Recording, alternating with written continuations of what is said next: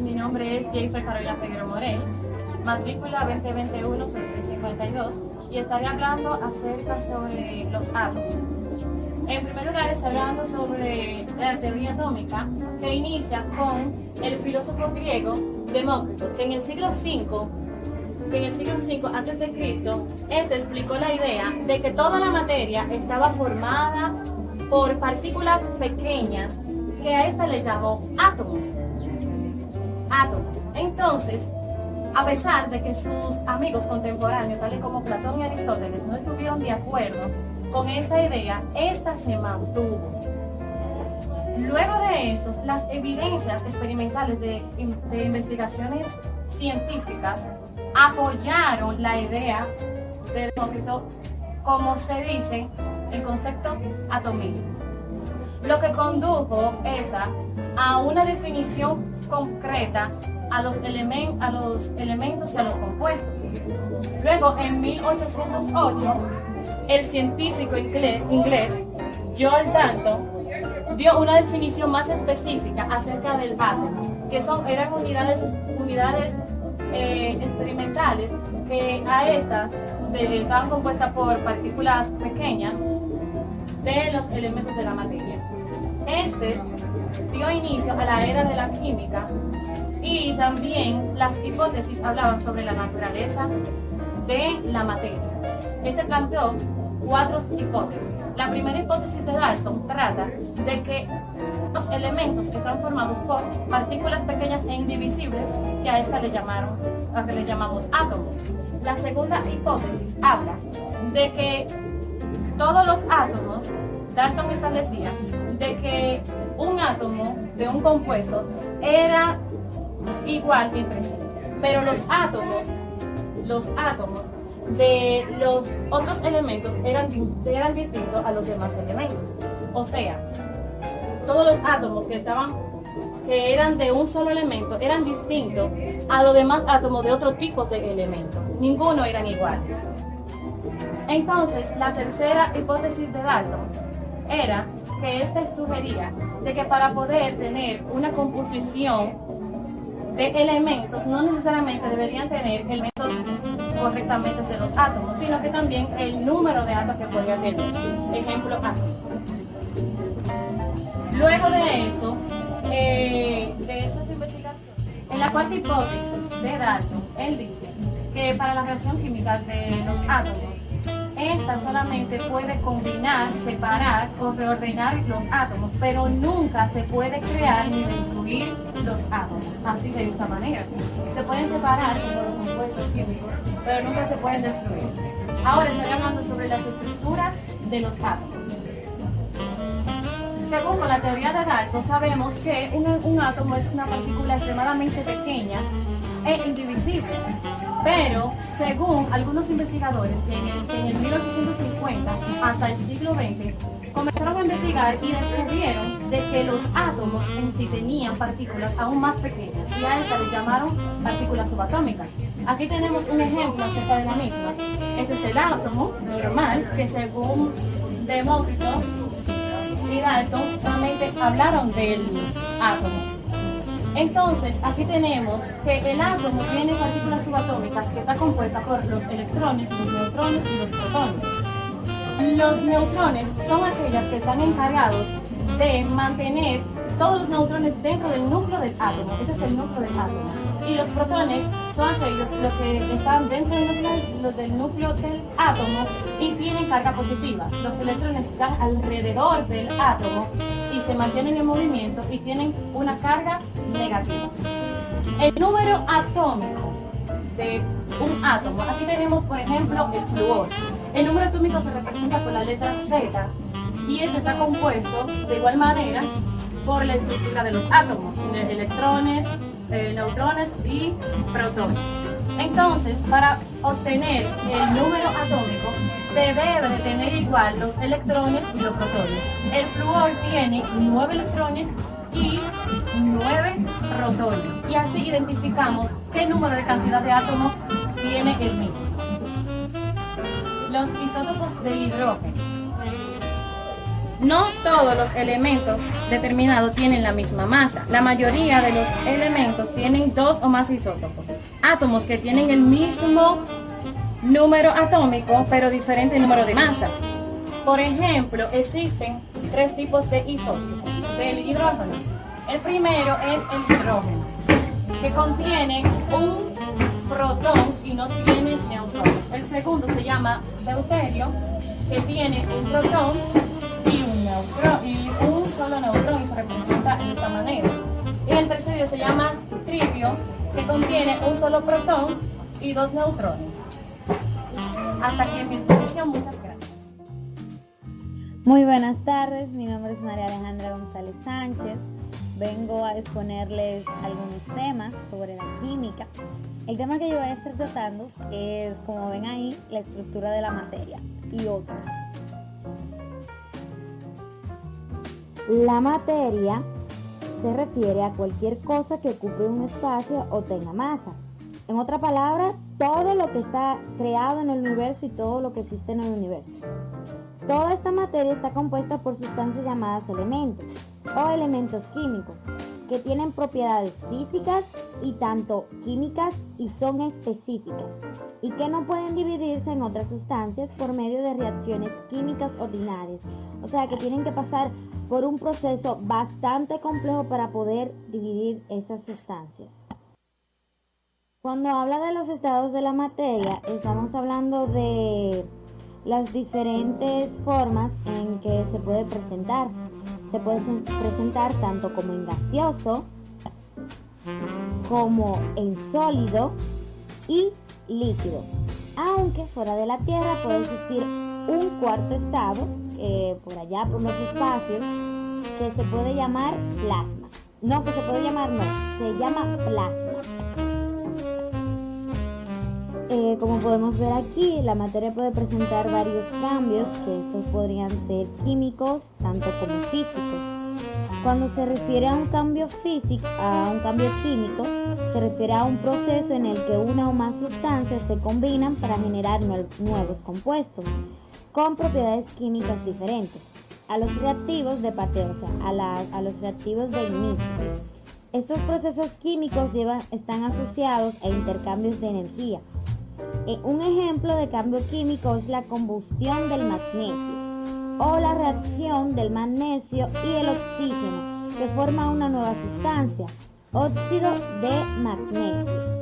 También podemos ver en los cambios físicos que este no representa un cambio químico en la sustancia en sí misma, sino que, como por ejemplo, podemos presentar un hielo que obviamente su materia está en estado sólido y con una temperatura más alta se derrite y cambia de estado de sólido a líquido. Eso es un cambio físico.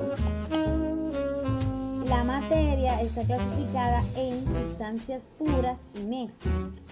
Como sustancias puras mayormente podemos encontrar a los elementos o los elementos químicos, que pueden formar, como dije anteriormente, sustancias puras o mezclas. Una sustancia pura es aquella que tiene una composición y unas propiedades características que no cambian, sean cuales sean las condiciones físicas en las que se encuentren. Es decir, las transformaciones físicas, fusión o ebullición, no le afectan. Es el ejemplo del agua, cuya composición es la misma, esté presente en estado sólido, líquido como gaseoso. Las sustancias puras se pueden clasificar en simples y en sustancias compuestas. Las simples son que están formadas por un solo tipo de elemento químico. Los elementos conocidos que comprenden desde sustancias comunes como el carbono, está también el hierro, está la plata, hasta sustancias poco frecuentes como el lutecio o el turio. También encontramos sustancias puras, que son compuestas, que son sustancias en las que se combinan entre sí los átomos de diferentes elementos. Los científicos han identificado millones de compuestos químicos diferentes. En algunos casos podemos aislar una molécula de un compuesto. Una molécula es la entidad más pequeña posible en la que se mantienen las mismas proporciones de los átomos constituyentes en el compuesto químico. Cuando una sustancia química está formada por dos o más sustancias simples, se conoce como mezcla, que ya no pasa, o sea, dejó de ser una sustancia pura y ahora pasa a ser una mezcla. Que entonces las mezclas se pueden clasificar en homogéneas o heterogéneas. Las mezclas homogéneas, cuya composición y propiedades son uniformes en cualquier parte de una muestra determinada, pero que pueden variar de una muestra a otra. Una determinada disolución acuosa de sacarosa tiene un dulzor uniforme en cualquier parte de la disolución, pero el dulzor de otra disolución de sacarosa puede ser muy distinto si las proporciones de azúcar y el agua son diferentes. Aquí podemos ver una forma muy simple en este cuadro, una forma muy simple de poder identificar una sustancia pura y si es compuesta o es una simple. También podemos identificar con una pregunta muy simple si es una mezcla homogénea o una mezcla heterogénea. Bueno, ahora vamos a hablar de los átomos. Que los átomos es la unidad más básica de la materia con propiedades de un elemento químico. El átomo es el componente fundamental de toda la materia, o sea, de todo el universo. Todo el universo, o sea, las estrellas, las galaxias, los planetas y todos los demás cuerpos celestes están hechos de átomos. Cuando varios átomos se agrupan, por ejemplo, cuando varios átomos se agrupan, forman lo que son moléculas. Esto es una molécula. Esto que está aquí es una molécula. También, y esto es un átomo. Esto es un átomo, estos son sus neutrones. No, perdón, estos son sus electrones, estos son sus protones.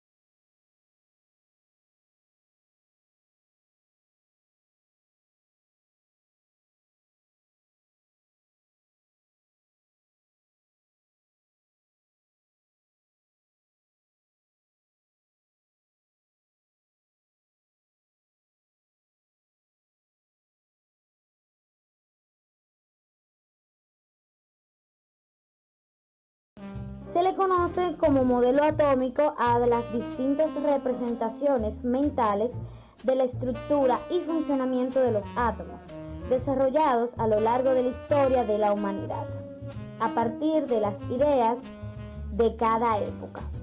Los primeros modelos atómicos datan de la antigüedad clásica, cuando los filósofos y naturalistas se abocaron a pensar y deducir la composición de las cosas que existen.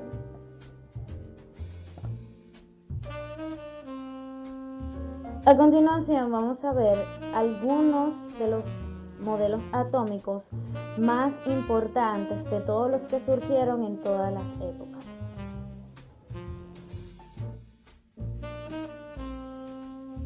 Modelo atómico de Demócrito, el 450 a.C. La teoría atómica del universo fue creada por el filósofo griego Demócrito y su mentor Leucipo. Muy el nombre es medio rarito, pero no importa. En aquella época los saberes no se alcanzaban mediante la experimentación, sino con el razonamiento lógico, basándose en la formulación de ideas y su debate. Demócrito propuso que el mundo estaba formado por partículas mínimas e invisibles, de existencias eternas, homogéneas e incomprensibles, cuyas únicas diferencias eran de forma y tamaño, nunca de funcionamiento interno. Estas partículas se bautizaron como átomos, palabra que proviene del griego, una vaina es raro porque yo no sé leer griego, que significa invisible. Según Demócrito, las propiedades de la materia estaban determinadas por el modo en que los átomos se agrupaban. Filósofos posteriores como Epicuro añadieron a la teoría el movimiento azaroso de los átomos.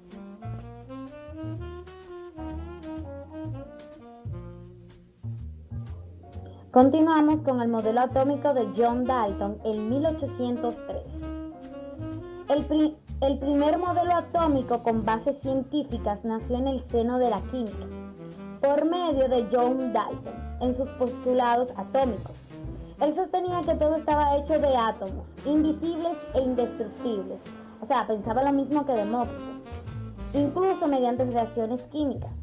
Los elementos conocidos dependían de sus átomos, que poseían la misma carga e idénticas propiedades, por un peso atómico relativo diferente. Esto debido a que, comparado con el hidrógeno, mostraban masas diferentes.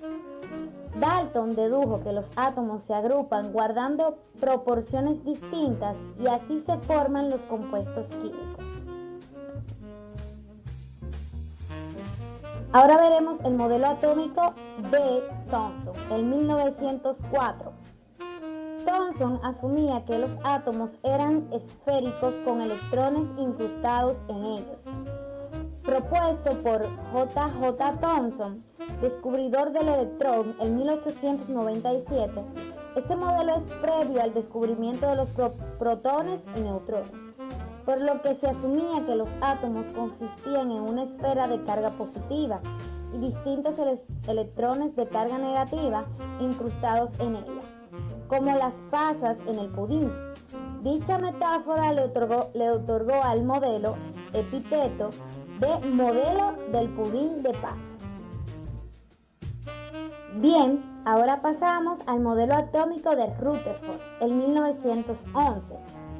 Ernest Rutherford, que tengo que decirlo así, realizó una serie de experimentos en 1911 a partir de láminas de oro y otros elementos, gracias a los cuales determinó la existencia de un núcleo atómico de carga positiva, en el cual se hallaba el mayor porcentaje de su masa. Los electrones, en cambio, giraban libres en torno a dicho núcleo o centro. El modelo atómico de Bohr, no sé si lo pronuncié bien, pero amén, del 1913 después de Cristo. Este modelo da inicio en el mundo de la física a los postulados cuánticos, por lo que se considera una transición entre la mecánica clásica y la cuántica. El físico danés Niels Bohr Lo propuso para explicar cómo podían los electrones tener orbitales estables rodeando el núcleo, y otros pormenores de los que el modelo previo no lograba dar cuenta. Este modelo se resume en tres postulados. 1. Los electrones trazan órbitas circulares en torno al núcleo sin irradiar energía. 2. Las órbitas permitidas a los electrones son calculables según su momento angular. 3. Los electrones emiten o absorben energía al saltar de una órbita a otra. Al hacerlo, emiten un fotón que representa la diferencia de energía entre ambas órbitas. Y por último, vamos a mencionar el modelo atómico de Schrödinger. Es austriaco, o sea, yo no sé hablar austriaco, me van a perdonar. Este modelo atómico data del 1926 después de Cristo. Propuesto por Erwin Schrödinger a partir de los estudios de Born y Sommerfeld, concebían los electrones como ondulaciones de la materia, lo cual permitió la formación posterior de una interpretación probabilística de la función de onda por parte de Max Born. Eso significa que se puede estudiar probabilísticamente la posición de un electrón o su cantidad de movimiento, pero no ambas cosas a la vez. Debido a al célebre principio de incertidumbre de Heisenberg, este modelo atómico vigente a inicios del siglo XIX, con algunas posteriores adiciones, se le conoce como el modelo cuántico ondulatorio. Terminamos de mencionar los modelos atómicos que a mi consideración son los más importantes. Ahora se les voy a mostrar una imagen para que puedan ver y puedan observar la comparación de los distintos modelos atómicos, algunos de los que acabamos de mencionar. Que aquí aparece el modelo de Thomson, el modelo de Rutherford, el modelo de Born y el modelo de Schrödinger. Creo que así es que se pronuncia. Buenos días, esperando que se encuentre bien.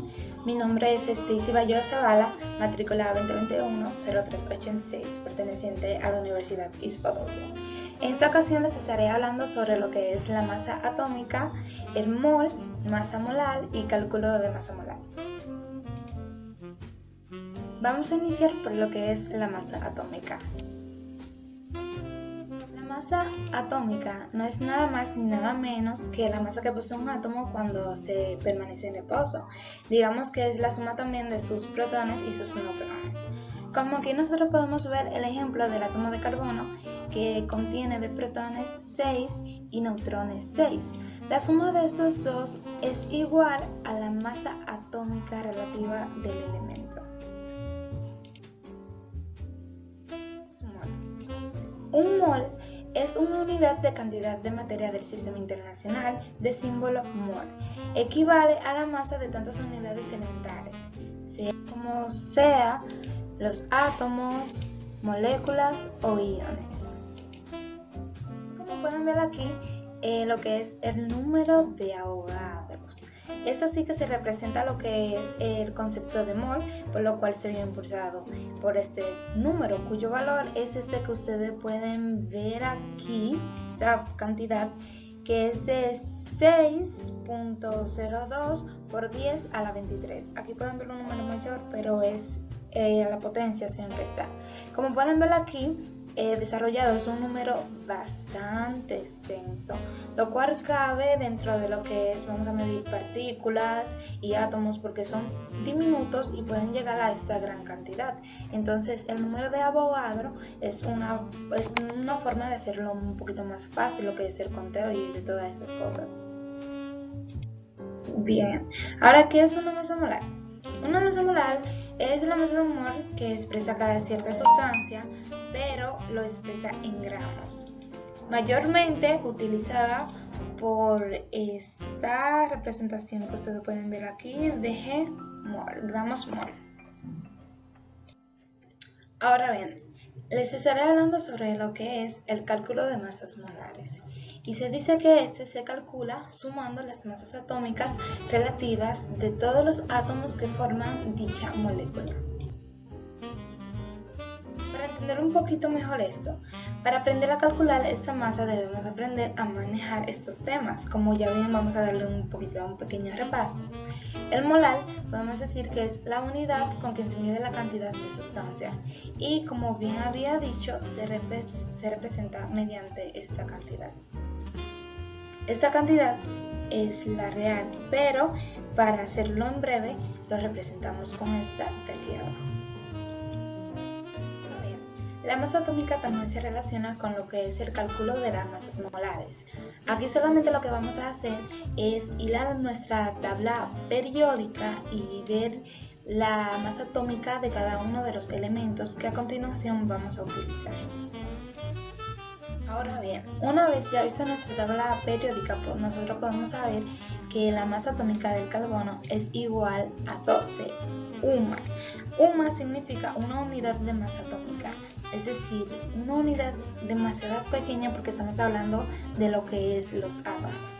Así como también nosotros podemos ver lo que es la masa atómica del hidrógeno, que es equivalente a un UMA, y la masa atómica del oxígeno, 16 UMA, al igual que la masa atómica del sodio, 23 UMA. Ahora bien, la masa molar. Es increíble, primeramente que todo, cómo todo se relaciona, ya sea la masa molar, el mol y la masa atómica. Todo esto se relaciona con el cálculo molar. Por esto es que la masa molar, para hacerlo más breve, es un mol, pero expresada en gramos. Como aquí podemos ver, la 12 UMA del carbono es un mol de átomo C, por lo que contiene 12 gramos y mol, para convertirlo, para así poder entender más lo que es el cálculo de la masa molar. Así por igual, una UMA del hidrógeno es un mol de átomo de H, como aquí podemos ver, 1 gramo mol. Entrando más en lo que es ya el cálculo de masa molar, ya una vez que nosotros definimos los demás conceptos, podemos calcular lo que es la masa molar del monóxido de carbono, CO. Vamos a ver. Para eso necesitamos primero ver lo que es la tabla periódica, y como ya nosotros sabemos y hemos visto, nuestra masa atómica del carbono es equivalente a 12 UMA y la masa atómica del oxígeno es equivalente a 16 UMA. Entonces, ya una vez tenido estos valores, podemos pasar a lo que es la masa molar. La masa molar no es nada más ni nada menos que multiplicar, digamos, si C contiene un átomo, como está solo y no tiene numeritos, podemos decir que solamente contiene un átomo, entonces lo podemos poner aquí. O oxígeno contiene también un átomo. Entonces, una vez ya tenido esto, podemos multiplicarlo con lo que es la masa atómica. Como pueden ver aquí, 12, y 1 por 12 es igual a 12. Después aquí podemos ver 1, o sea, un átomo, por 16 UMA, que como da de resultado 16. Entonces lo siguiente que vamos a realizar es a sumar esos valores, por lo que nos queda 12 más 16, 28 gramos mol. Ahora bien, en este compuesto, que es un poquito más extensa debido a que tiene más átomos y etcétera, entonces es lo mismo, es incluso fácil, es igual que el otro. Vamos a ver nuestra tabla periódica, como hacemos principalmente, y vemos ya que la masa atómica del carbono H es un UMA, la masa atómica del azufre 32 UMA, la masa atómica del oxígeno 16 UMA. Entonces, como podemos ver aquí, el hidrógeno, este numerito nos indica que tenemos 2 átomos dentro del hidrógeno. Aquí el azufre solamente tiene un solo átomo, porque como vemos aquí no hay numeritos, entonces significa que tenemos un átomo. El oxígeno, como bien nos indica, tiene el número 4, es decir, 4 átomos. Entonces lo siguiente que vamos a hacer es multiplicarlo por la cantidad de masa atómica, es decir, 1. Como aquí vemos que la masa atómica de carbono es 1 UMA, entonces vamos a multiplicarlo por 1 UMA. E igual con el azufre, 32, vamos a multiplicarlo aquí abajo a 32 y aquí también a 16, como vemos que la masa atómica del oxígeno es 16.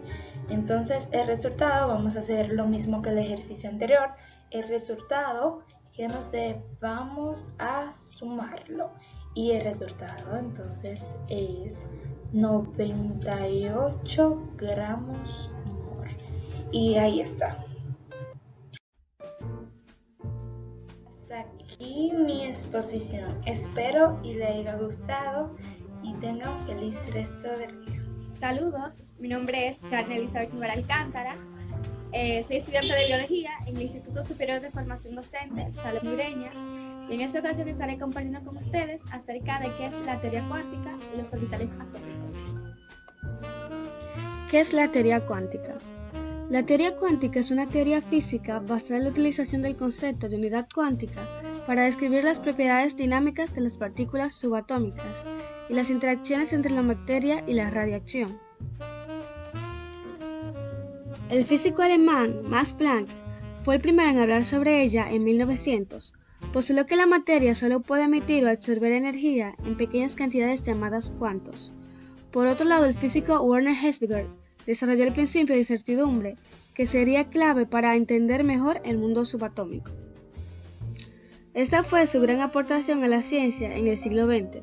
Ofreció una nueva visión más amplia sobre la estructura de la materia y sirvió de base para la comprensión de la estructura atómica.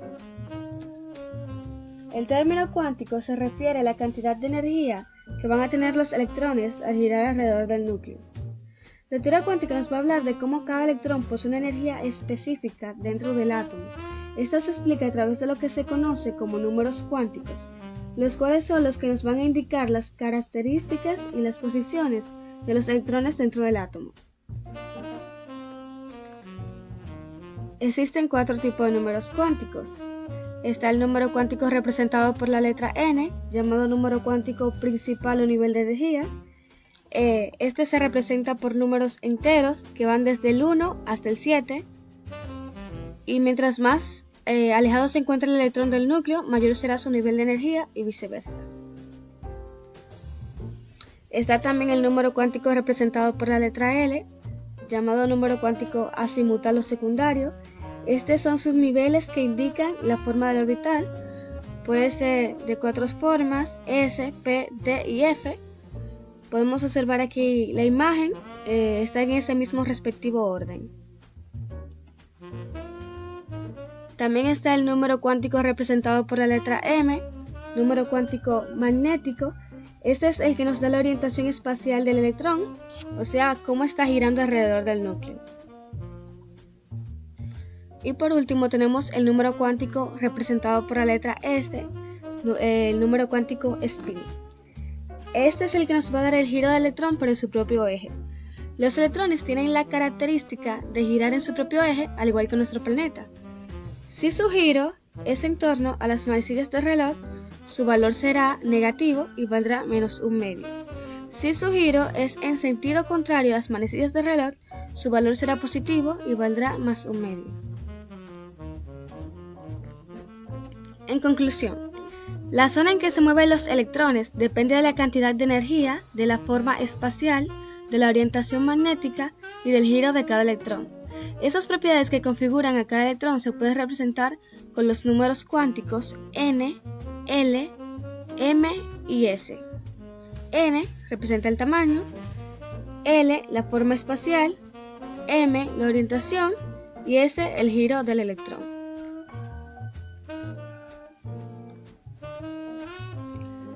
Orbitales atómicos. Antes de hablar de orbitales atómicos tenemos que tener claro qué es un átomo y qué es un orbital. El átomo es la cantidad menor de un elemento químico que tiene existencia propia y que está considerada como indivisible.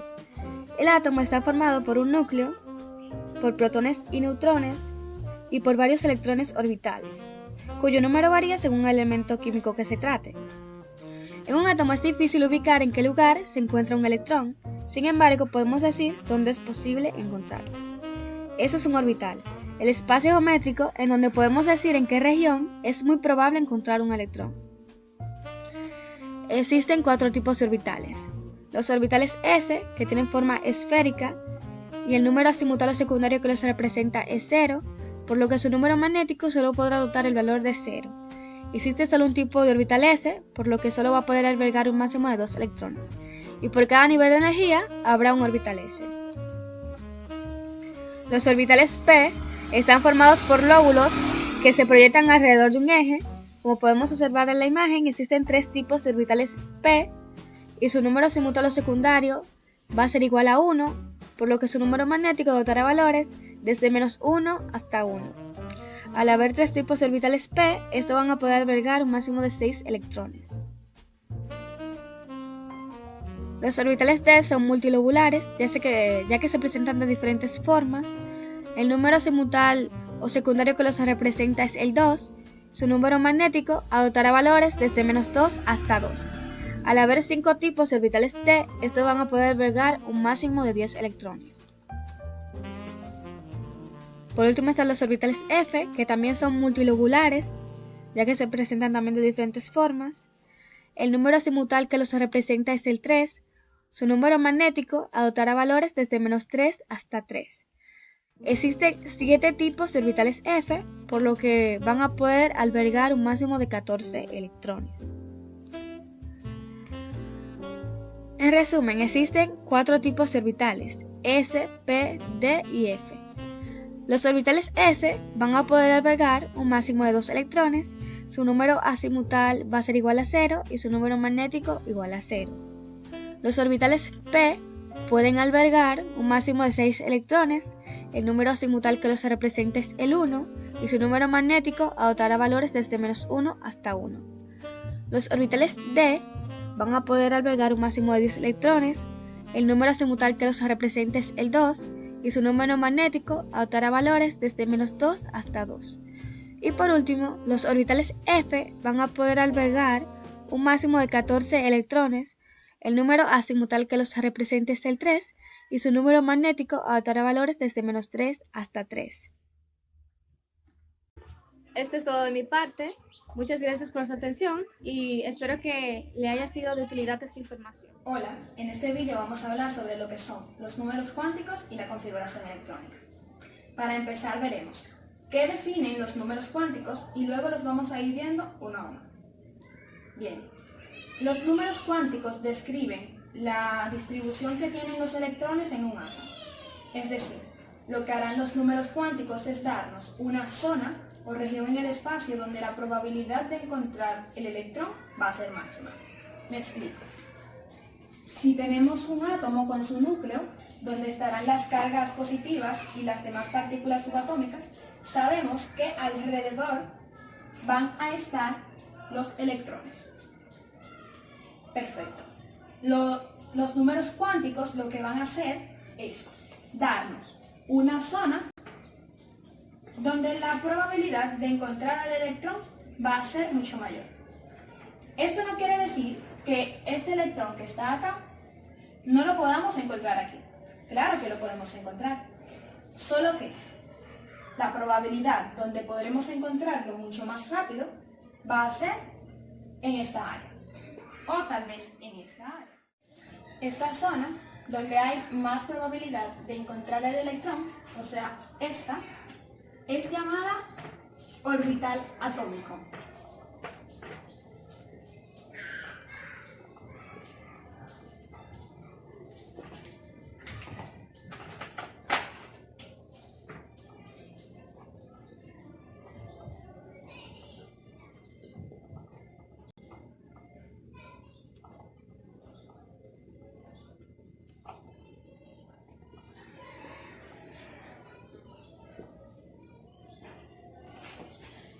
Bien, según la ecuación de Schrödinger, hay 3 números cuánticos que nos permiten determinar el área donde se encuentra el electrón. El primer número es el número cuántico principal, que es representado con la letra n. El segundo número cuántico es el del momento angular, que es representado con la letra n. Y el tercero es el número cuántico magnético, que es representado con la letra ml. Cuarto número cuántico, que este es representado con la letra ms. También es llamado número de spin. Este nos hace ver que el electrón gira sobre su propio eje. Más adelante veremos cómo se desarrollan estos 4 números cuánticos. Bien, estos son los 4 números cuánticos de los que habíamos hablado anteriormente. Vamos a estar primero con el número cuántico principal. Este puede tomar valores de 1, 2, 3, 4, 5 y así hasta llegar a 7. ¿Qué sucede con este? Como podemos ver, estos números nos indican cuán grande es el orbital. Este, además de darnos la energía, también nos define el tamaño que va a tener el orbital. Este está relacionado con la distancia que tiene el electrón al núcleo del átomo, por lo que cuanto mayor sea el número, como es lógico, más grande va a ser el orbital. Este es el número cuántico del momento angular. Este nos determina cuál va a ser la forma que tiene el orbital. Lo voy a escribir aquí arriba. Bien.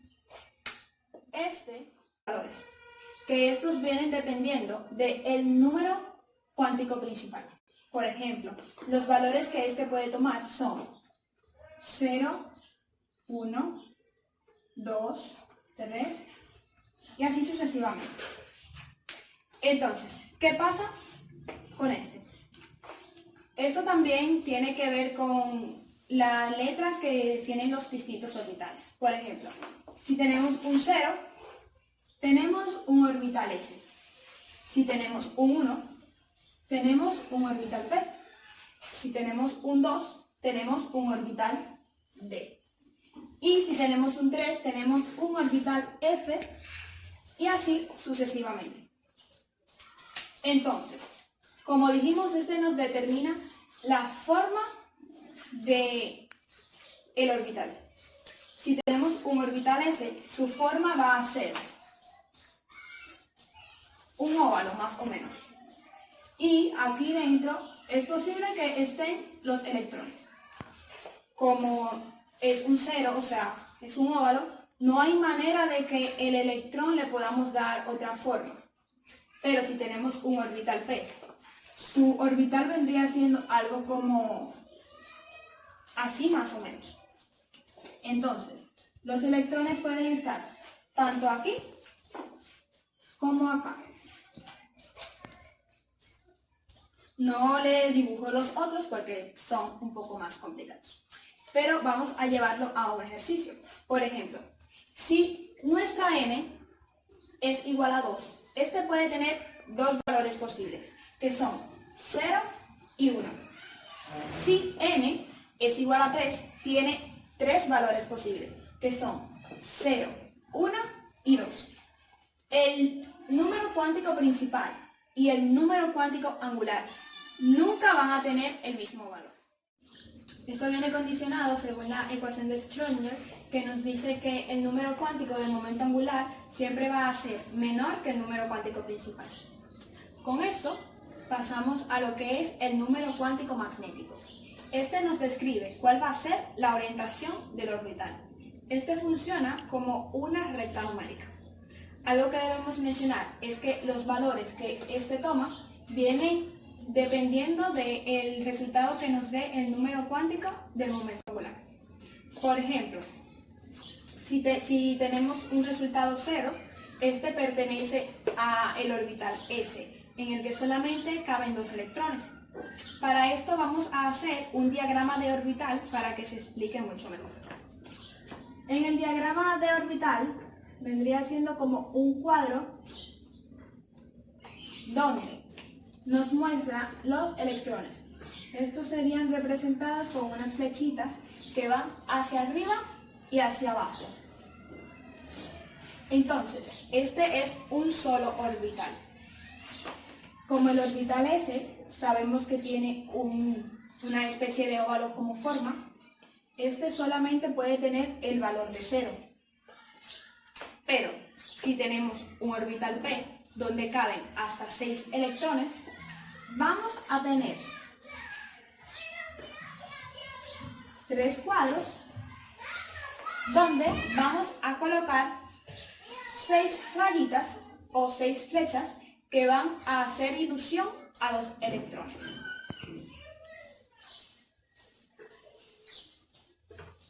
Acá se explica mejor. Bueno, entonces, acá es donde funciona como una recta numérica que nos dice cuál es la orientación del electrón. Por ejemplo, el del centro siempre va a valer 0, pero a este lado, el número que se le dé va a ser positivo o negativo. En este lado es positivo y de este lado es negativo.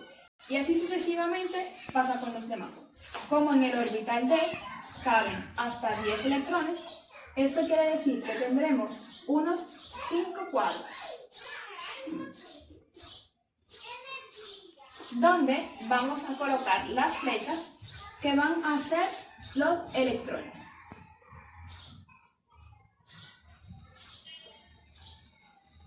Bien, entonces, como dijimos, el del centro siempre va a valer 0. Y los que están a este lado van a ser positivos. Y los que están de este lado van a ser negativos.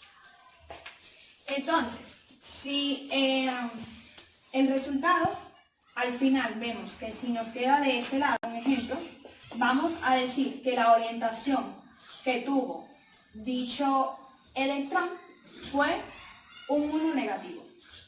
Bien. Esto pasamos al número cuántico spin. Este nos determina el giro del electrón.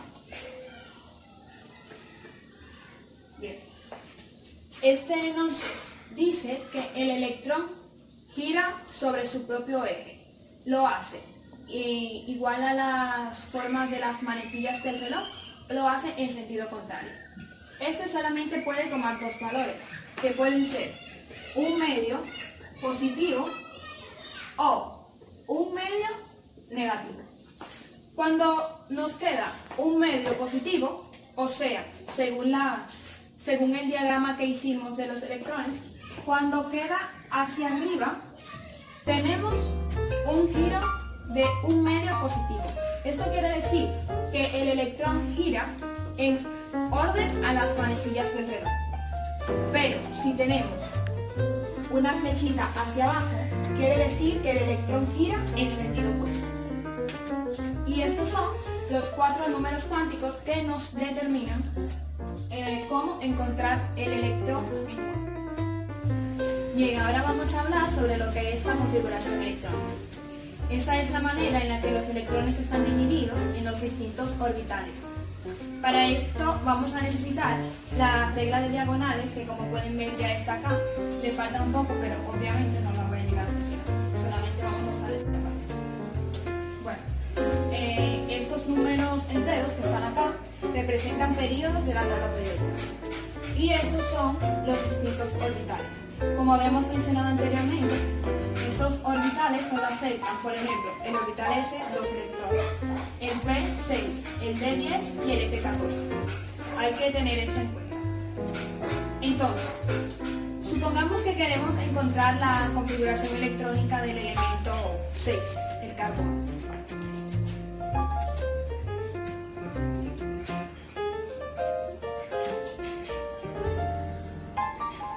Entonces, vamos a utilizar la regla de diagonal. Debemos empezar por aquí.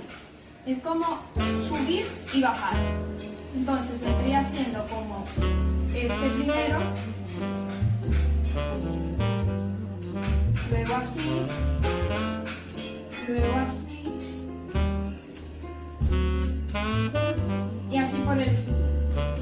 Entonces, primero hacemos, utilizamos el 1, vendría siendo 1, como está en el S, ponemos 1S. Como sabemos, el orbital S acepta hasta 2 electrones, entonces ponemos 2.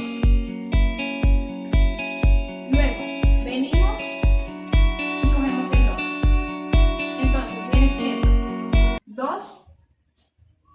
2S. Como sabemos, el orbital S acepta 2 electrones, entonces ponemos un 2. Vemos acá, ya tengo 2 y 2 son 4, entonces tengo 4 electrones. Para 6 me faltan 2 más. Entonces acá vuelvo y miro. Entonces tengo el 2p. Como sabemos, el orbital p acepta hasta 6 electrones, pero yo solo necesito 2. Entonces, pongo un 2 acá y esta es la configuración electrónica del carbono. Ahora, supongamos que quiero elegir hacer la configuración electrónica de un número más complicado. Supongamos que elijo el número 26, el hierro.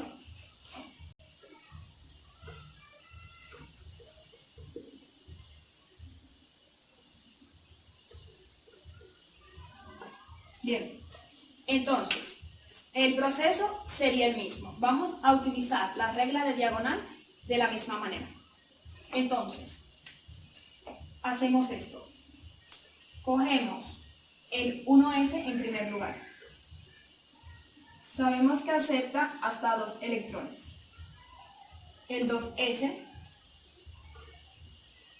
que acepta también hasta 2 electrones. El 2P, que acepta también, bueno, este acepta 6. Como voy a necesitar los 6 electrones completos, así los voy a poner. Entonces acá vuelvo, entonces está el 3S. No importa que hayamos llegado al bloque P. Si tenemos un S, nuevamente vuelve a solamente aceptar 2 electrones.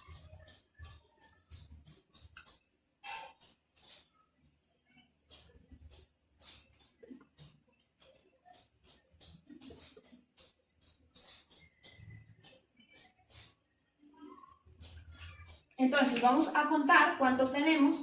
Es bueno ir llevando la cuenta, así sabemos cuánto nos faltan.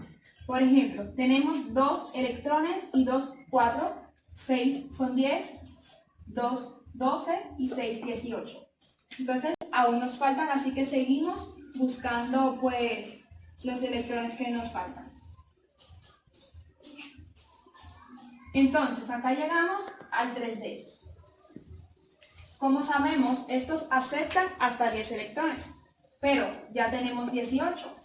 Si ponemos los 10, entonces vamos a tener 28. Así que solamente necesitamos 8 de los electrones que corresponden al 10. Y esta vendría siendo la configuración electrónica del hierro. Es sumamente fácil, solamente necesitamos práctica para continuar haciendo. Hasta aquí ha llegado mi tema, espero que hayan podido comprender. Gracias.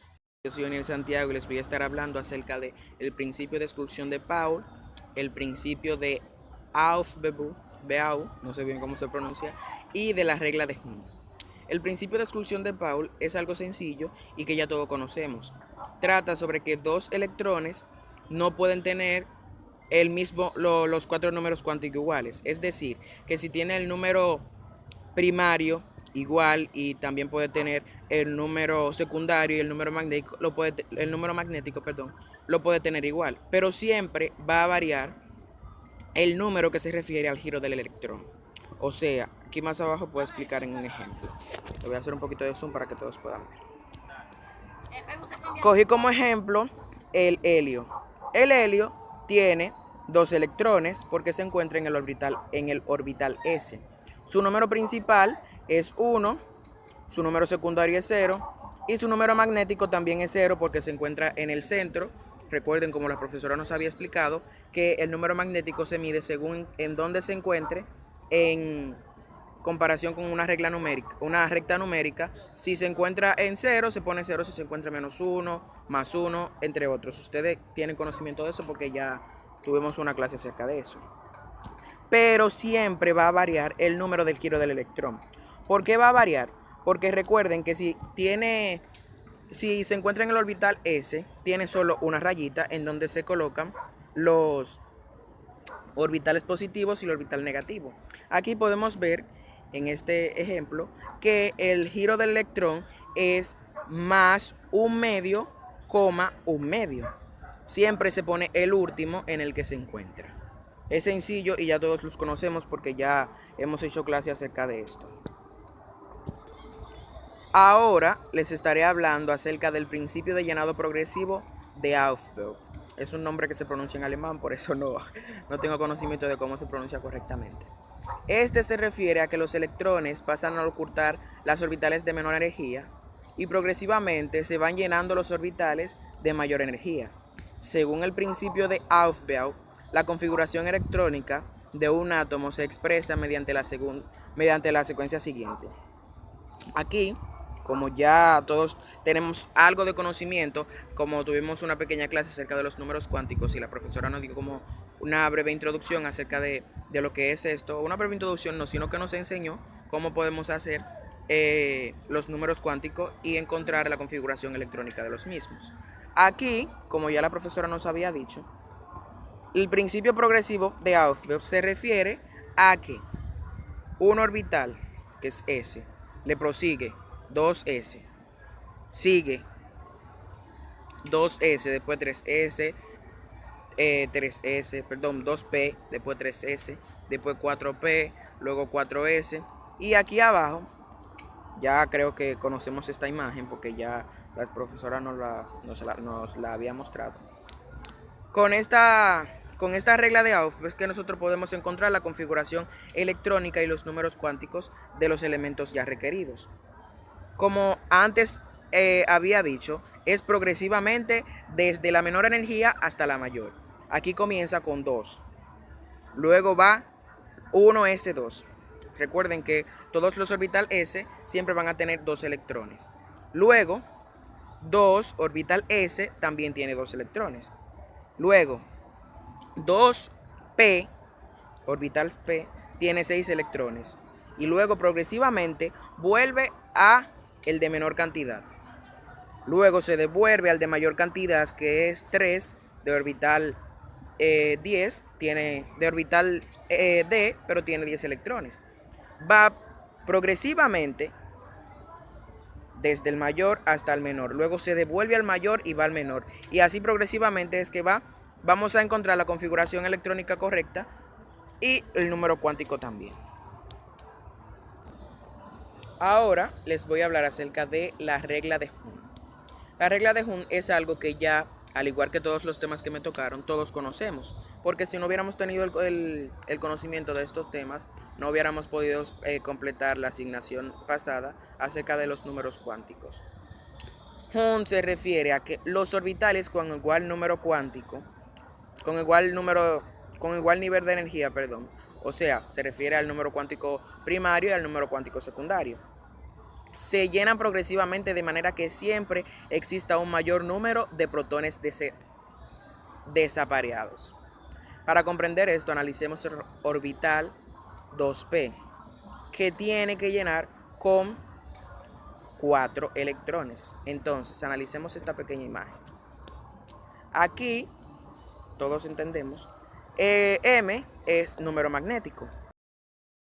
Como P tiene 6 electrones, los únicos electrones que nosotros tenemos que repartir son 4, no son 6.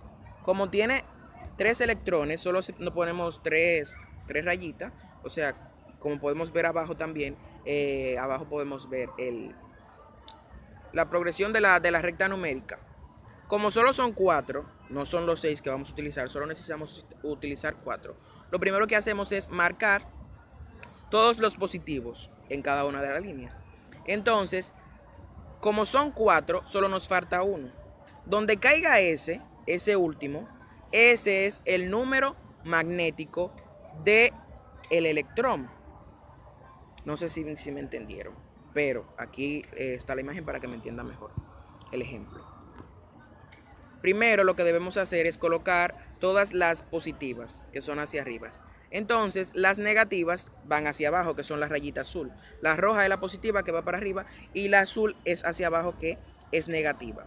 Entonces lo que nosotros debemos hacer es, donde caiga la última, ese es el número magnético de nuestra configuración electrónica. Espero que todos me hayan entendido. Fue un placer haber estado con ustedes. Oniel Santiago.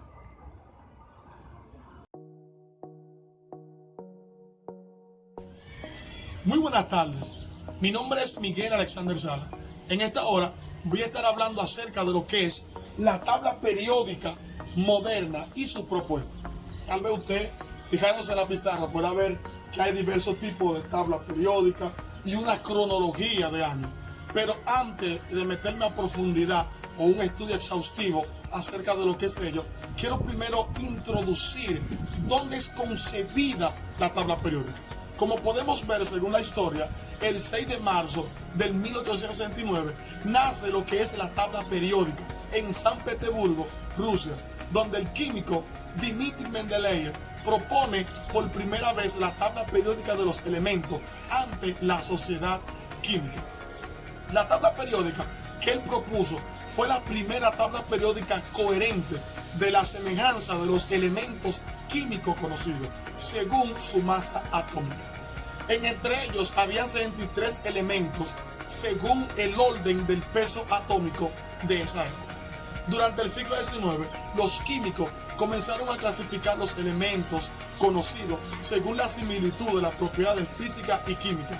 El estudio de todo ese tiempo y todas esas generaciones es lo que podemos hoy identificar como la tabla periódica moderna.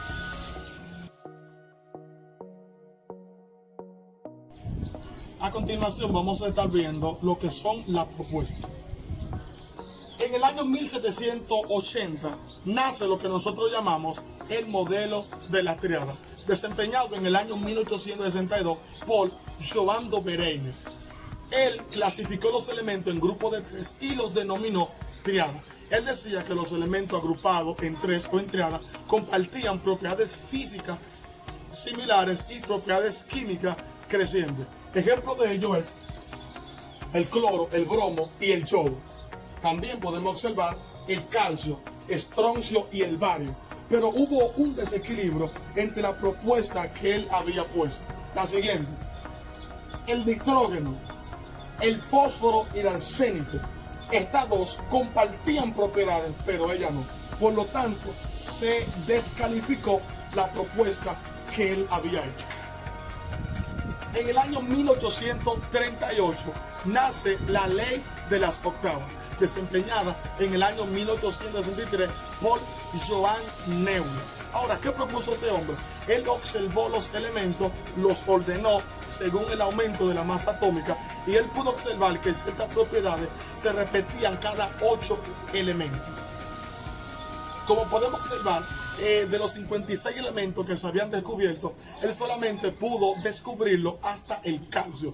Por lo tanto, los demás elementos restantes no pudo encontrar la similitud que él había predicho en su propuesta, ni aún de aquellos que no había sido descubiertos. Por lo tanto, se descalificó la propuesta que él había hecho. También podemos ver que él había hecho algo que fue ridiculizado por la comunidad química, que él quería poner la tabla periódica, fíjense aquí, la tabla periódica de John Neumann, lo cual lo puso en orden alfabético.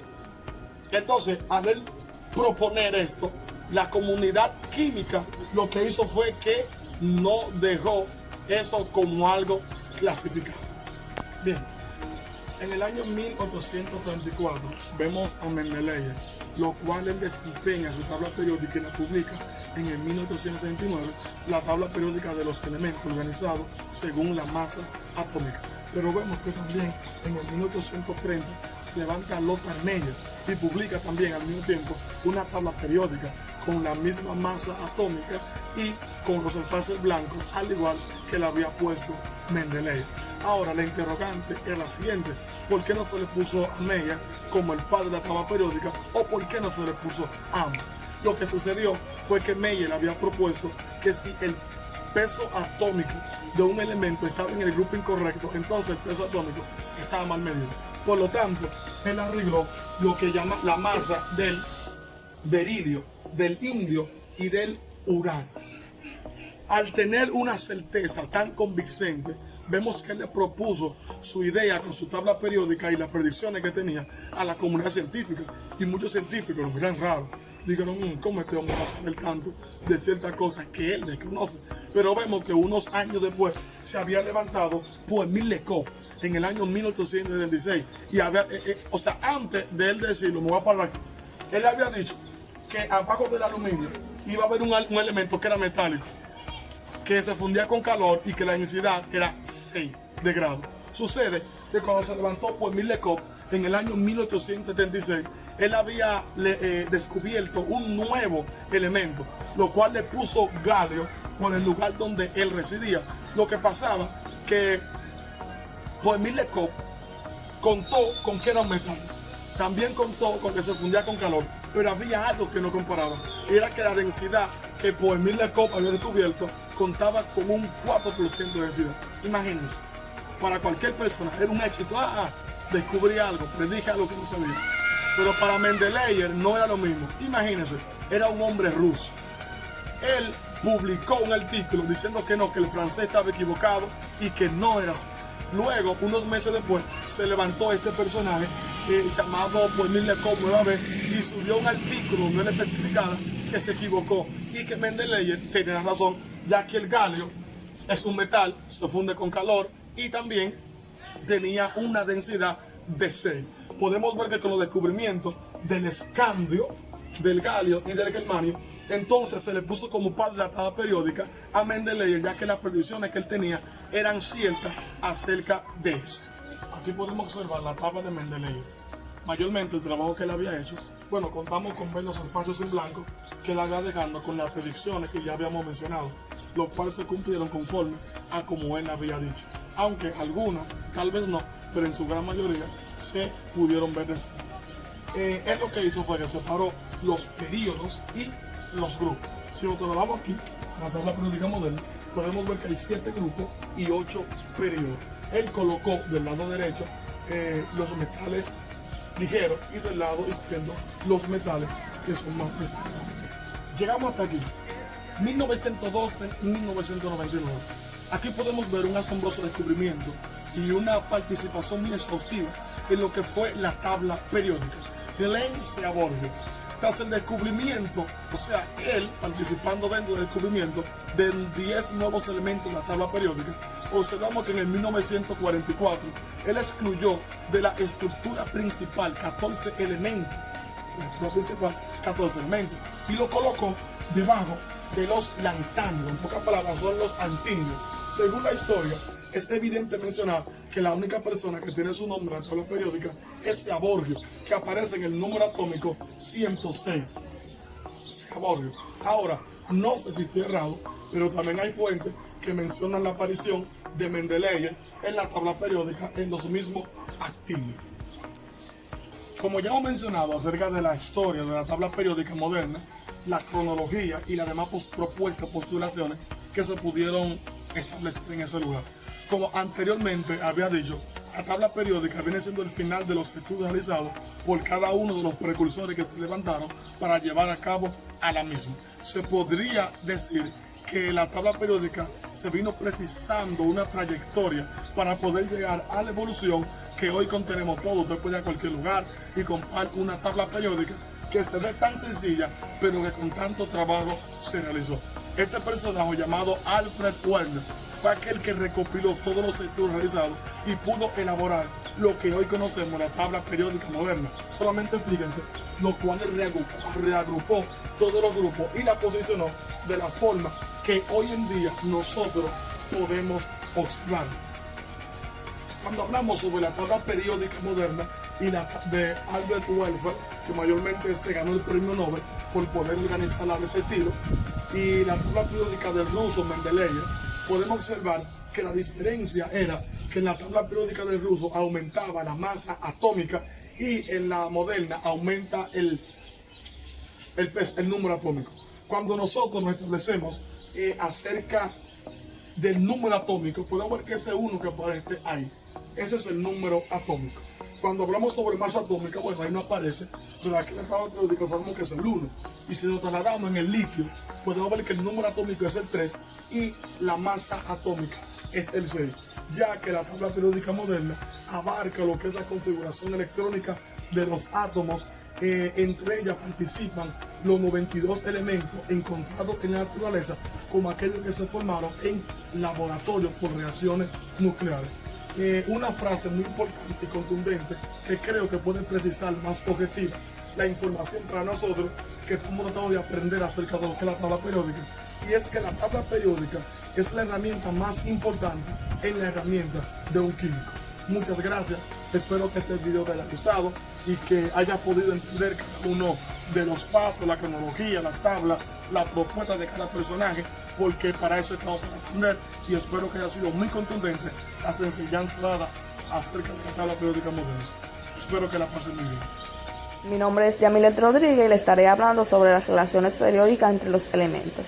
En el siglo XIX, ordenar los elementos de acuerdo con la masa atómica parecía una idea lógica. En 1864, el químico inglés Newland observó que cuando los elementos se ordenaban según su masa atómica, cada octavo elemento mostraba propiedades semejantes. Por eso se refirió a esta octava relación como la ley de las octavas. Sin embargo, tal ley resultó inadecuada para algunos elementos con mayor masa que el calcio, por lo cual su trabajo fue rechazado por la comunidad científica. En 1869, el químico ruso Dmitri y el químico alemán Meyer propusieron de manera independiente una disposición en tablas mucho más amplia para los elementos, basada en la repetición periódica y regular de sus propiedades. La tabla periódica de Mendel incluyó 66 elementos que conocen hasta entonces. En 1900 ya se habían incorporado 30 elementos más. Hasta entonces solo hay 118 elementos en las tablas periódicas. La geografía de la tabla periódica. El conjunto de elementos que ocupa una línea horizontal se denomina periodo.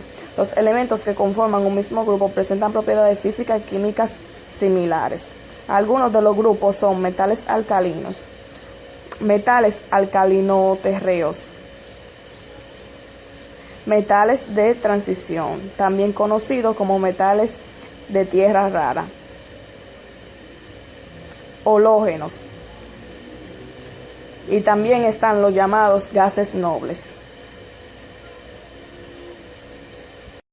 En la imagen puesta a continuación podemos observar que los elementos del grupo 2B muchas veces se clasifican como metales de transición, a pesar de no presentar las características de dichos metales.